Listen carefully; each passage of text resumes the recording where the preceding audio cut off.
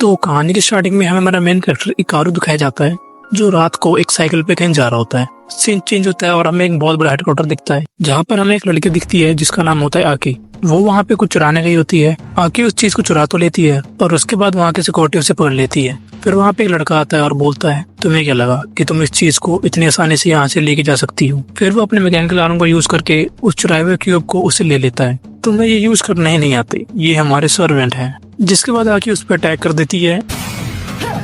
इनकी फाइट के बीच क्यूब का कवर टूट जाता है और उसमें से बहुत तेज लाइट निकलती है, जिसे इकारू भी होते हुए देखता है, पर उसको समझ नहीं आता कि ये क्या है। जिसके बाद हमें आकी वापस दिखाई देती है, जो उस क्यूब को ढूंढ रही होती है। और इकारू मेट्रो में बैठ के उस रात के इंसिडेंट के बारे में सर्च कर रहा होता है। तभी उसके दोस्त वहाँ आ जाते हैं। इकारू उनसे उस रात के इंसिडेंट के बारे में बताता है और उनमें से कोई भी उस बात पर भरोसा नहीं करता। इकारू ने अपने फोन में रात की वीडियो तो बनाई होती है, पर कुछ रिकॉर्ड नहीं कर पाया। उसके दोस्त कहते हैं, तू ठीक तो है ना भाई, तू सुबह से बहुत अजीब बिहेव कर रहा है।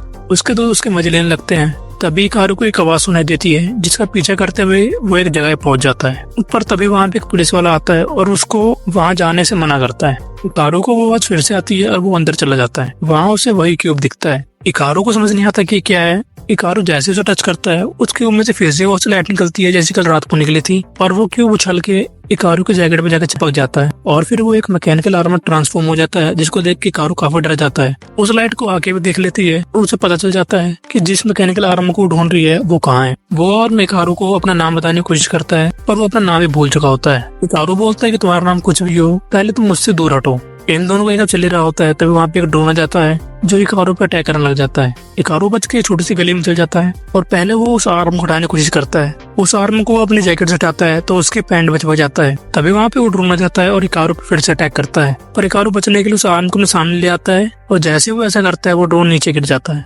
जिसे देख के इकारू शॉक होता है और बोलता है, तुम हो क्या चीज। सीन चेंज होता है और हमें वही हेडक्वार्टर दिखता है, जहाँ पता लगता है कि वो ड्रोन इन लोगों ने भेजे थे उस मैकेनिकल आर्म को लाने के लिए। वो लोग वहाँ और ड्रोन और एक बंदे को भेजते हैं वो मैकेनिकल आर्म लाने के लिए। वो आर्म इकारू को थैंक यू बोल रहा होता है उसे इन लोगों से बचाने के लिए। तभी इकारू उसे छोड़ के वहाँ जाने लगता है।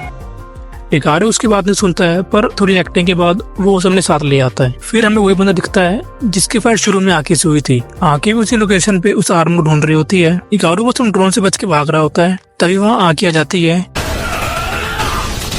और फिर वो कहती है कि अगर तुमने भागने की कोशिश करी तो तुम्हारा हाल भी ऐसे ही होगा। और फिर वहाँ पे वो बंदा भी आ जाता है। अच्छा है कि तुम भी मुझे यही मिले, मुझे अपना पिछला हिसाब भी बराबर करना है। इकारू को आर्म कहता है कि पीछे देखो, हम यहाँ से निकल सकते हैं। इकारू भी वहाँ से जाने लगता है। तभी आकी उसे देख लेती है, जिसका फायदा उठाते वो बंदा आकी पर अटैक कर देता है। इकारू वहाँ से भाग रहा होता है। तभी उसका आर्म कहता है, तुम मुझे यहीं छोड़ के चल जाओ, क्योंकि अगर मैं तुम्हारे साथ रहा तो तुम और भी प्रॉब्लम में फंस सकते हो। आकी उस बंदे को हरा के वहाँ जाती है और बोलती है कि एल्मा तुम मेरे पास आ जाओ। तभी हमें पता लगता है कि इस आर्म का नाम एल्मा है। इकारू बोलता है कि मैं तुम्हें यहाँ छोड़ के नहीं आ सकता, क्योंकि मुझे नहीं पता ये लोग तुम्हारे साथ क्या करेंगे। ये बोलने के बाद इकारू फाइट के लिए तैयार हो जाता है। एल्मा बोलता है कि तुम सब कुछ मेरे पर छोड़ दो। इकारू भागते हुए आकी के पास जाता है और एल्मा उसको जोरदार पंच मारता है, जिसके बाद आकी की हालत खराब हो जाती है। सीन शिफ्ट होता है और हमें एक दूसरा हेडक्वार्टर दिखाया जाता है। हमें वहाँ एक लड़का दिखता है जो बोलता है, वो आर्म मेरा है और मुझे वो किसी भी कीमत पे चाहिए। जिसके बाद हम आकी को देखते हैं जो किसी से बात कर रही होती है। वो कहती है कि सॉरी मैं उसे नहीं ला पाई। वो बंदा कहता है कि मुझे पता है और मुझे यही पता है कि एक इतनी पावरफुल चीज